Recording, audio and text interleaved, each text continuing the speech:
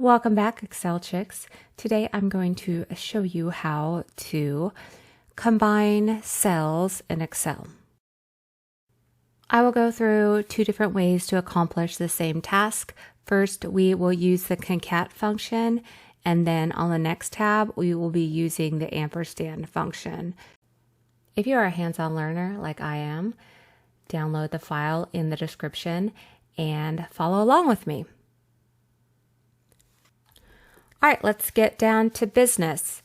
So in cell C2, you're going to use your equal sign and then type concat, your parens, and then we'll select our first name. And then comma, and we need to put a space between the first name and last name. So what we can do is we can use our quotation mark, add that space, just hit your space bar, add another quotation mark, comma, because now this is telling us this is text 1 is A2, text 2 is this space, and then we'll select text 3, which is our last name.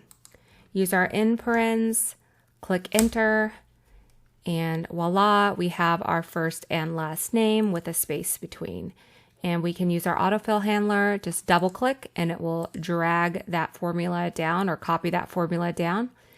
And now I'll show you how to do last and first. It's the same process, just a little different. We're going to select our last name, comma, and this time we're going to do a comma and then a space and then another comma to show that we want to look at text 3, and we'll select our first name.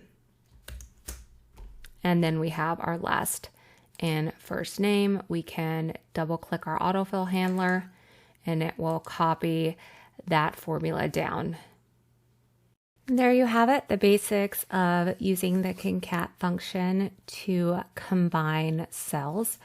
So let's pop over to the next tab, the using ampersand tab, and I'll show you how to accomplish the same end result, but doing it in a different way. This is my preferred way. I don't know why I like to overcomplicate things, but I'll show you this way.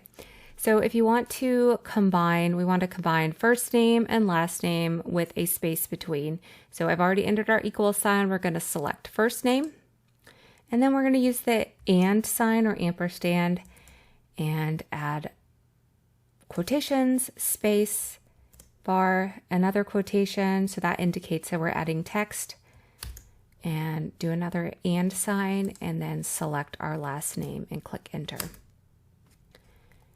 And same result as a concat, a little different method, and we'll double click our autofill handler. And I'll show you how to do the last and first as well.